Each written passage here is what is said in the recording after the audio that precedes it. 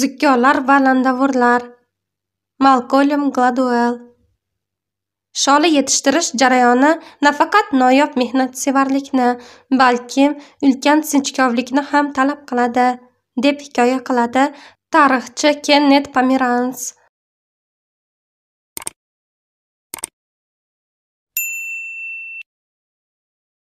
Dalani sug'orishdan oldin ideal darajada tekislash o'ta muhimdir. Suvning darajasidagi zarracha nomutanosiblik hosildorlikka salbiy ta'sir ko'rsatadi. Suv dalada muayyan vaqt mobaynida turishi lozim. Urug'larni bir xil masofada ekish bilan ularning tartibsiz sepilishi o'rtasida katta farq bor. Siz shunchaki urug'ni mart o'rtasida yerga sepib, oy oxirida yomg'ir yog'ib qolar deb ishonch bilan kutib o'tira olmaysiz. Barcha jarayon nazorat ostida bo'lishi lozim. Siz shuncha mehnat sarf qilar ekansiz, xo'jayiningiz ishchi yuqori hosildorlikdan manfaatdor bo'lgan tizim o'rnatishi shart.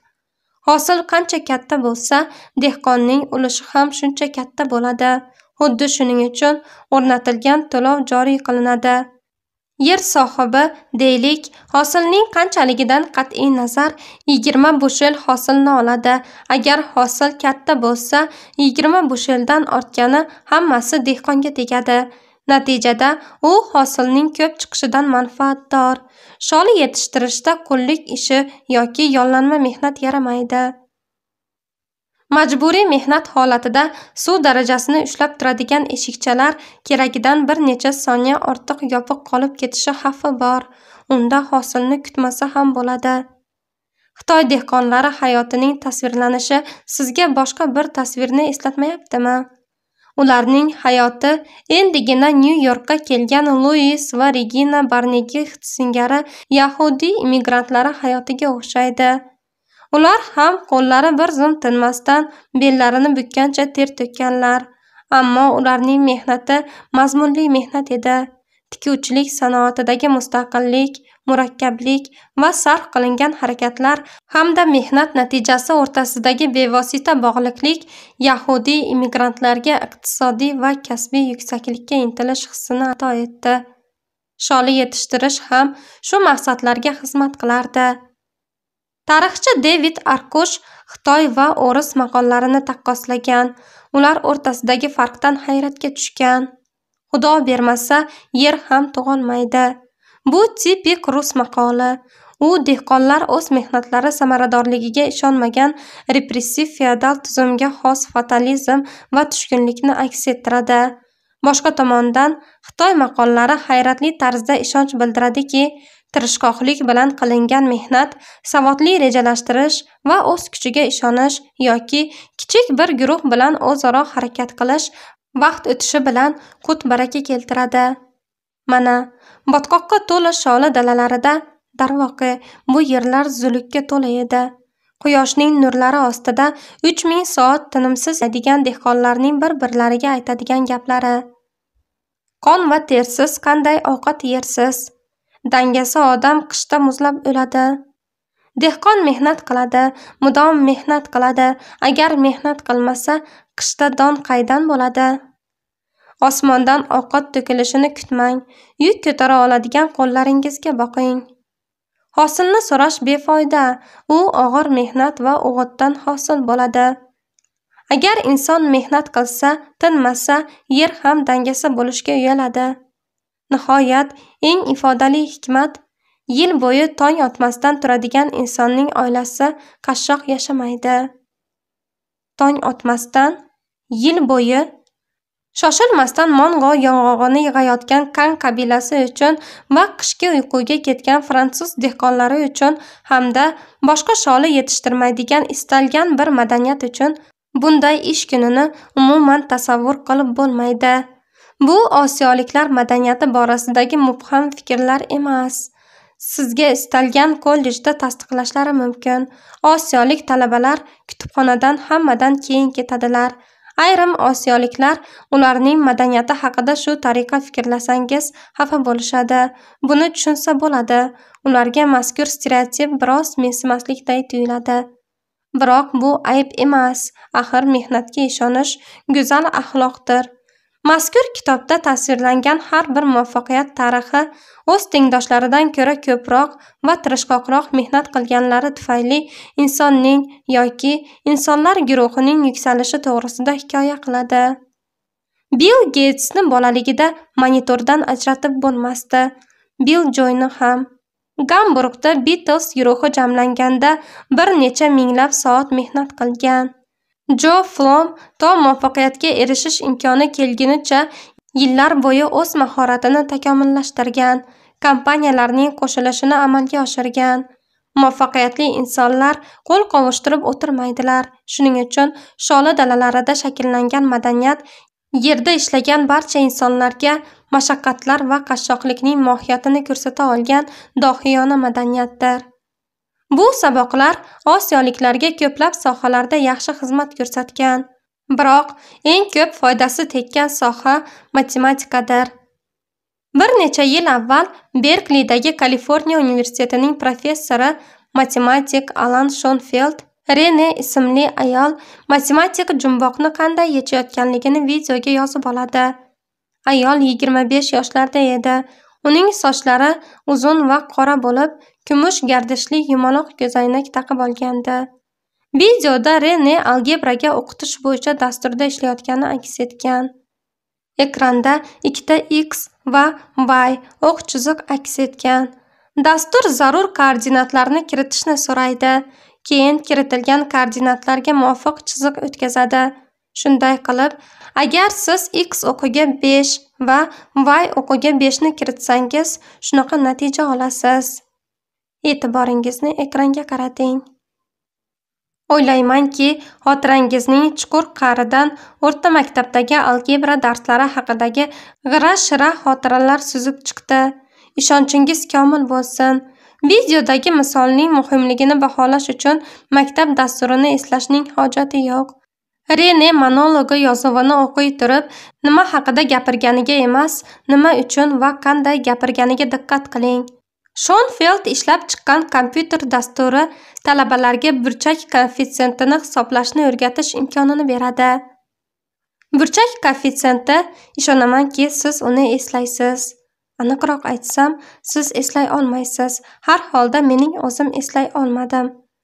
Bu qarama-qarshi turgan katentning yondosh turgan burchakka nisbatidir. Burchak koeffitsiyenti 1 ga teng, chunki absitsning intervali 5 ga teng va ordinataning o'zgarish intervali ham 5 ga tengdir. Shunday qilib, Reve klaviatura oldida o'tirib, dasturiy Y o'qiga mos keladigan butunlay vertikal chiziq chizishi uchun qanday sonlarni kiritishni tasavvur qilishga urinmoqda. Hali ham matematika darslarini eslaydigan odamlar tushunadiki, bu umuman imkonsizdir. Vertikal chiziqning burchak koeffitsiyenti noaniqdir. Uning ordinatani o'zgartirish intervali cheksizdir.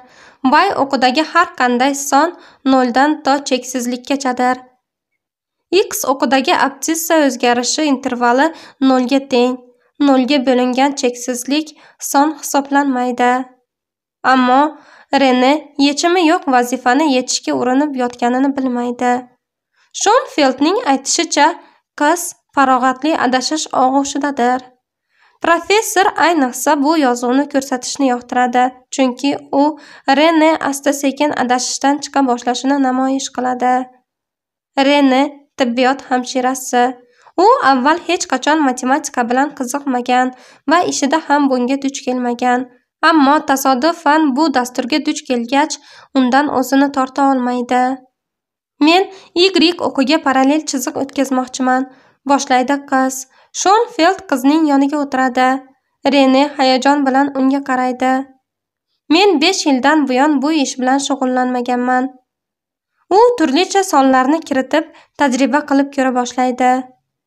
Men burchak koeffitsiyentini bunday o'zgartirmaganman. -1. Men bu chiziqni to'g'ri qilishim kerak. Monitor ekranidagi chiziq kiritilayotgan songa qarab o'zgaradi. Voy, bunaqada bo'lmas ekan. Rene hayronligini ko'rsatadi. Nima qilmoqchisan? So'raydi undan Shonfeld. Men Y o'qiga parallel chiziq o'tkazmoqchiman. Men buning uchun nima qilishim kerak? Menimcha, mana bu yerni o'zgartirishim kerak. U Y o'qini o'zgartirish uchun son kiritiladigan ramkaga qaraydi. Mana men nimani angladim. Agar birning o'rniga 2 qo'ysam, grafik keskin o'zgaradi. Shunday qilib, yuqoriga ko'tarilishni istasam, sonlarni yana o'zgartirish kerak. Renening farog'atli adashishi shudir. Qiz aniqladiki, Y o'qining koordinatasi yuqori bo'lgani sari chiziq shuncha yuqoriga ko'tarila boshlaydi. Shundan qiz xulosa chiqaradi. Vertikal chiziqni chizish uchun bu o'qda yetarlicha katta sonni kiritish lozim. O'ylashimcha, 12 yoki 13 yetarli bo'ladi. Balkim 15 kerakdir. Shonfeld bilan gap nimadaligini aniqlashga kirishar ekan, qizning jahli chiqa boshlaydi. Unga savollar beradi. U ehtiyotkorlik bilan qizni kerakli yo'nalishga da'vat qiladi. U bir urinish ketidan ikkinchi urinishni qiladi. Bir variant ketidan ikkinchi variantni kiritib ko'radi. Qaysidir bir soniyada u 20 sonini kiritadi. Chiziq biroz ko'tariladi. E'tiboringizni ekranga qarating. U 40 sonini kiritadi. Chiziq yanada ko'tariladi. E'tiboringizni ekranga qarating. Bu yerda ayon bir nisbat mavjud. Faqat nega ekanini tasavvur qila olmayapman. Agar 80 ni kiritsam-chi? Agar 40 da chiziq yarmigacha ko'tarilgan bo'lsa, 80 da u to'g'ri Y o'qiga tomon ko'tarilishi lozim. Ko'raylikchi, qani nima bo'larkan? U 80 sonini kiritadi. Chiziq yana ko'tariladi, lekin hali ham vertikal emas. Bu cheksizlik, to'g'rimi? Chiziq hech qachon o'q bilan muvofiq kelmaydi. Rene yechimga juda yaqin keladi, ammo yana boshlang'ich xatosiga qaytadi. Xo'sh, nima qilishim kerak? 100 sonini kiritaymi? Har safar sonni 2 baravar oshirsam, chiziq o'qqa tomon yarmiga ko'tariladi, ammo ungacha yetmaydi. Qiz 100 sonini kiritadi. Endi yaqinroq keldi, lekin hali ham mos kelmadi. Rene ovoz chiqarib o'ylay boshlaydi. Javobni hozir topadiganday edi. Men shunaqaligini bilardim, ammo men bilardim. Son kattalashsa, chiziq ko'tariladi, faqat hech tushuna olmayapman. Nega? Monitor ekraniga qaragancha jimib qoladi. Butkul chalkashib qoldim. Birgacha bo'lgan masofaning 10dan biri, ammo men istayman, chunki e'tiboringizni ekranga qarating. Birdan unga yetib boradi. 0 ga bo'lingan har qanday son. Uning yuzi quvonchdan charaqlab ketadi. Vertikal chiziq 0 ga bo'lingan har qanday sondir. Bu noaniq son. Mayli. Endi hammasi ayon. Vertikal chiziqning burchak koeffitsiyentini aniqlab bo'lmaydi. Endi bu yerda ma'no bor. Buni hech qachon unutmayman. O'z faoliyati mobaynida Shonfeld u yoki bu masalalarni yechishga uringan ko'plab talabalarni videoga yozgan. Biroq Rene bilan bo'lgan yozuv uning sevimli yozuvlaridan biri. Chunki u olim matematikani o'rganishning kaliti deb bilgan narsani ideal tarzda namoyish qilgan. Tajribaning boshidan to endi bu yerda ma'no bor deyilguncha 22 daqiqa vaqt o'tgan. Bu ko'p vaqt. Bu 8-sinf uchun beriladigan vazifadir, deydi Shonfeld. Ammo men Renening o'rniga oddiy 8-sinf o'quvchisini qo'ysam, ishonchim komilki, bir necha urinishdan keyin u "Men tushunmayapman, menga tushuntiring", deydi. Bir kuni Shonfeld o'rta maktab o'quvchilaridan biror topshiriqni bajarar ekanlar, agar yechim tezda bir urinishda topilmasa, qancha vaqtdan keyin javob izlashni to'xtatishlarini so'raydi. Javoblar 30 sekunddan 5 minutgacha boradi. Urinishlarning o'rtacha davomiyligi 2 minutga teng bo'ldi. Biroq Rene chekinmaydi.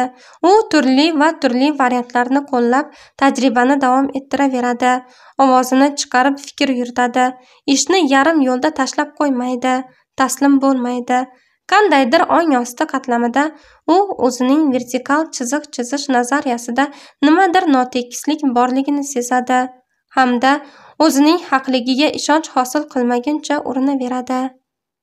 Rene matematikaga tug'ma qobiliyati bor qiz emasdi. Burchak koeffitsiyenti va noaniqlik singari atamalar unga qiyin singardi. Aynan shuning uchun Schoenfeld uning namunasini eng ta'sirli deb hisoblaydi. Uni hamma narsaning tagiga yetish istagi boshqaradi, deydi u. Bu qiz yuzaki narsaga qanoat qiladigan, "Ha, siz haqsiz" degan so'zga tinchib qoladiganlardan emas. Bu juda noodatiy hodisa. U kassetani ortga qaytaradi va monitor ekraniga samimiy tikilib turgan Reneni ko'rsatadi. Qarang, u grafikni qanday diqqat bilan o'rganmoqda. Aksariyat talabalar yuzaki qarash bilan kifoyalanadilar. U fikr yuritadi.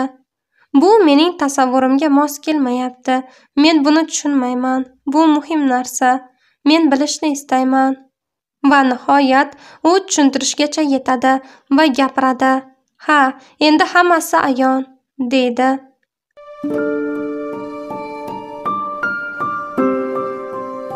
Inson qachonki o'z xatolarini tan ola olsa, o'shandagina o'z tabiatini o'zgartira oladi. Agar ahvoling og'ir bo'lsa, tabassum qil. Hech qachon xafa bo'lma. Aks holda halokatga uchraysan. Seni orzularing halokatga uchraydi. Agar haqiqatda Alloh senga mukofot bermoqchi bo'lsa, uni qiyinchiliklarga o'rab beradi. Bilasizmi, biznesingiz qachon gullab yashnaydi? Siz agar iste'molchingizni yaxshi bilsangiz, ana o'shanda biznesingiz gullab yashnaydi. O'z tanishlaringizni, aloqalaringizni ishlata olyapsizmi? Kimki o'z bilimlariga ergashsa, unga oldin bilmagan narsalar ato etiladi. Kelajakka ishonchi yo'q odam butun bir jamoa fikrini buzadi. Shu yil qanchadir foizga bo'lsa ham o'sdinglarmi? O'zingni qutqar va ishingni qadrla.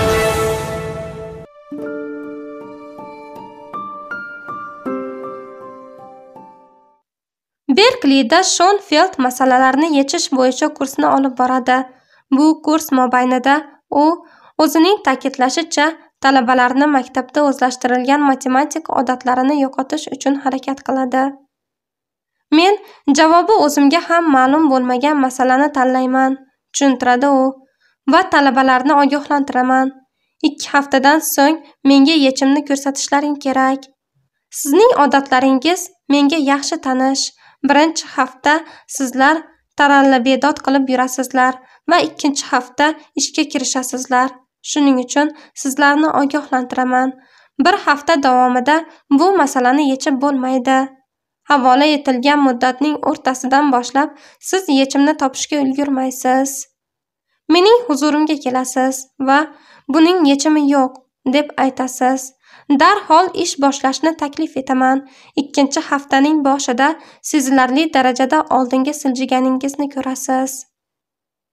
Ko'pincha biz matematik iste'dodni tug'ma qobiliyat deb hisoblaymiz. U yo bo'ladi, yo bo'lmaydi. Biroq Schoenfeld iste'dod qobiliyatlar bilan emas, ko'proq munosabat bilan bog'liq deb hisoblaydi.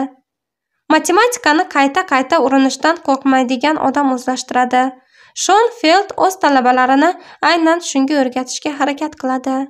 Muvaffaqiyat tirishqoqlikdan, qaysarlikdan va boshqalar 30 soniyada tashlab ketadigan masalani 22 daqiqa davomida yechishga tayyorlikdan hosil bo'ladi.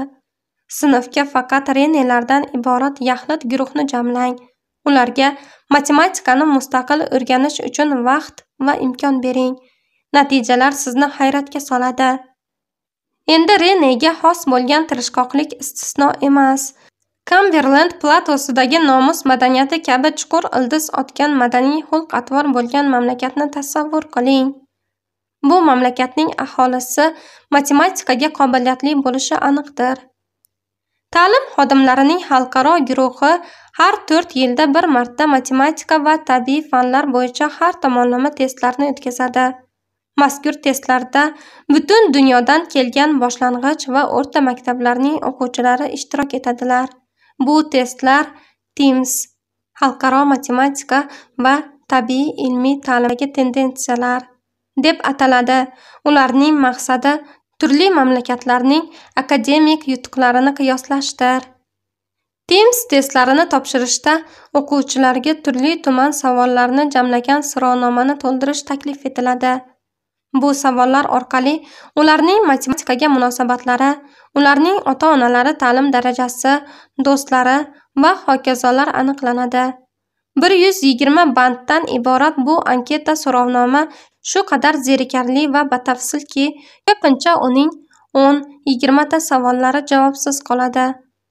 Qiziqarli tomoni shuki, aniqlanishicha, TIMSS so'rovnomasidagi javoblar soni mamlakatlarga qarab o'zgarib boradi. Umuman olganda, barcha ishtirokchi mamlakatlarni o'quvchilarning javoblari soniga qarab ajratish mumkin. Agar anketa bo'yicha test natijalari va ajratish natijalari qiyoslansa, ular deyarli bir-biriga mos keladi.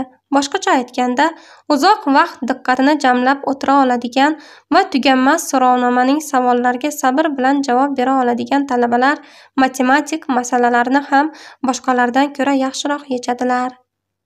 Bu fakt Pensilvaniya universitetining tadqiqotchisi Erling Bow tomonidan aniqlangan. Biroq uning o'zi tan oladiki, bu mutanosiblikni u tasodifan bilib qolgan. Meni go'yo bir ravshanlik chulg'ab oldi, deydi u. Bu tadqiqotning noodatiyligi tufayli Bow uni birorta ilmiy jurnalda nashr ettira olmadi. Unutmang, u yaxlit anketani to'ldirish qobiliyati va matematikaga qobillik qandaydir tarzda bog'liq deb gapirmagan. U bu natijalar batamom bir-biriga mos deb gapirmoqda. Agar ikkala ro'yxat solishtirilsa, ular bir-biriga butkul o'xshashdir. Bunga boshqa tomondan qarang. Tasavvur qilaylik. Qaysidir shaharda har yili matematik olimpiya o'yinlari o'tkaziladi. Ularda har bir mamlakat 1000 tadan 8-sinf o'quvchilaridan iborat komandalari yuboriladi. Bu uning ta'kidlashicha, biz qaysi mamlakat nechanchi o'rinni olishini matematikadan birorta savol bermasdan turib aniqlashimiz mumkin. Ishtirokchilarga qanchalik tirishqoqlik bilan ishlay olishlarini aniqlaydigan topshiriq berib ko'rilsa yetadi. Darvoqe, shu topshiriqsiz ham aniqlash mumkin. Qaysi mamlakatlar matematika bo'yicha yaxshi natijalar ko'rsatishini aniqlash uchun qaysi madaniyatlarda intilishlarga va tirishqoqlik bilan mehnat qilishga ustuvorlik berilishini aniqlasak yetarlidir. Shonfeldning matematikadagi muvaffaqiyatlar manbalari borasidagi nazariyasi nafaqat individlar darajasida, balkim mamlakatlar darajasida ham to'g'ridir. Shunday qilib, matematika bo'yicha qaysi mamlakatlar eng kuchli? Bu gal ham gapni qayoqqa borayotganimni tushungandirsiz. 2003-yilda TIMSS testlari bo'yicha 8-sinflar orasida yetakchilar 5taligiga Singapur, Koreya, Gonkong, Xitoy, Taypey va Yaponiya kirgan. 1999-yilda 8-sinflar uchun testlar bo'yicha yetakchilar 5ligiga Singapur, Koreya, Gonkong, Xitoy, Taypey va Yaponiya kirgan. 1995-yilda esa Singapur, Koreya, Yaponiya, Gonkong va Belgiya yetakchilik qilgan. Singapur, Koreya, Gonkong, Xitoy va Yaponiyani shubhasiz sholi yetishtirish va mazmunli mehnat ta'sirida shakllangan madaniyat birlashtiradi. Bu mamlakatlarda qashshoq dehqonlar yuzlab yillar mobaynida sholi dalalarida 3000 soatlab ishlaganlar. Bir-birlarini shunday so'zlar bilan qo'llab-quvvatlaganlar. Yil bo'yi tong otmasdan turgan odamning oilasi qashshoqlikni bilmaydi. 9-bob. Maritaning kelishuvi. Endi men faqat KPP bolalari bilan do'stlashaman. 1990-yillar o'rtalarida Nyu-Yorkda Louis Gehrig nomli o'rta maktabning 4-qavatida KPP akademiyasi nomli tekin eksperimental maktab ochildi. Louis Gehrig maktabi Janubiy Bronxda joylashgan. Bu shaharning qashshoq tumanlaridan biri edi. 1960-yillarda qurilgan, yer bag'irlab turgan rangpar maktab binosi tuzsiz ko'p qavatli uylar turgan ko'chada edi. Bu yerdan bir necha kvartal narida Bronxdagi markaziy prospekt bo'lgan Grand Concourse'ning u boshida Yankee stadioni turardi. KPP bu o'rta umumta'lim maktabidir. Undagi sinflar to'la. Ikkita 5-sinfning har birida 36 tadan o'quvchi tahsil oladi. Maktabda o'qish uchun imtihon olinmaydi. O'quvchilar Bronxdagi istagan 4-sinf o'quvchisi ishtirok etishi mumkin bo'lgan lotereya yordamida tanlab olinadi. O'quvchilarning bitta yarmisi afroamerikaliklar, ikkinchi yarmisi latinoamerikaliklar. Bolalarning 4dan 3 qismi to'la bo'lmagan oiladandir. O'quvchilarning 90% ovqatni tekin oladi yoki pasaytirilgan narxda oladi. Boshqacha aytganda, ularning ota-onalari shu qadar kam pul topadiki, ularning ovqatlanishi uchun federal hukumat pul to'laydi. Shunaqa tasavvur tug'iladiki, bunday tumandagi, bunday o'quvchilari bor, bunday maktab muallimini dod degizdirib yuborsa kerak. Ammo maktab ichiga kirishingiz bilan bir narsa aniq bo'ladi. Bu maktab boshqalariga o'xshamaydi. O'quvchilar dahlizlarda saf bo'lib, bir-birining ortidan tinchgina yurishadi. Sinfda muomala Sisiland protokoli bo'yicha olib boriladi. Tabassum qilish, smile, o'tirish, sit up, eshitish, listen, savol berish, ask questions. Birov murojaat qilganda bosh silkitish, nod, gapirayotgan odamning ko'ziga qarab turish, trek.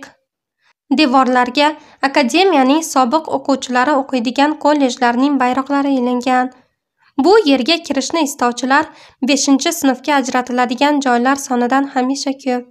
O'zining faoliyat yuritadigan 10 yili mobaynida KPP akademiyasi Nyu-Yorkning eng mashhur tekin o'rta maktablaridan biri bo'ldi desak, bo'rttirgan bo'lmaymiz. Akademiya hammadan ham ko'p o'zining matematika darslari bilan mashhurdir. Janubiy Bronxda bu fan bo'yicha dasturni faqat 16% o'quvchilar o'zlashtira oladi. Ammo KPP akademiyasida 5-sinf oxiriga kelib, aksariyat o'quvchilar matematikani sevimli fanlari sifatida tilga oladilar. 7-sinfda ular o'rta maktabning yuqori darajasidagi algebrani o'rganishadi. 8-sinf oxirida ularning matematika bo'yicha tayyorgarlik darajasi butun mamlakat miqyosida 80% ga yetadi. Boshqacha aytganda, bu shaharning eng notinch hududlaridan biridagi qashshoq, aksariyat oilalarda hech kim, hech qachon kollejda o'qimagan xonadonlarda yashaydigan, tasodifan tanlab olingan bolalarning aralash-quralash guruhi matematikani shahar atrofidagi Amerikaning badavlat rayonlaridagi imtiyozli sinflarda tahsil oladigan 8-sinf o'quvchilaridan kam bo'lmagan darajada biladilar.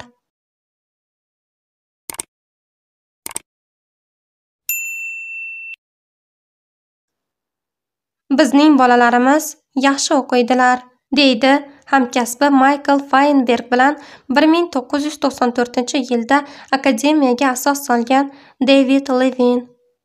Yozish ular tomonidan sal qiyin o'zlashtiriladi, biroq ular maktabni bitirib chiqar ekan, asosiy yutuqlari matematika bo'ladi. Bugun butun Amerika bo'ylab 50 dan ziyod KPP maktablari ochilgan va ochilmoqda. KPP dasturi mamlakatdagi eng istiqbolli ta'lim yo'nalishlaridan biridir.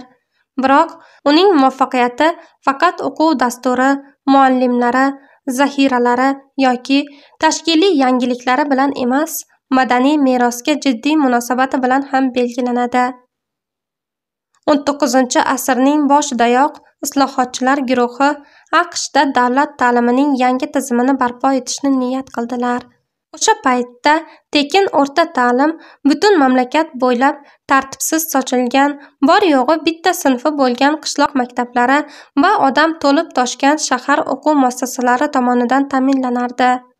Qishloq joylarida o'qish bahordan to kuzgacha to'xtatib turiladi, chunki bolalar ota-onalariga hosilni yig'ib terib olishda yordam berardilar.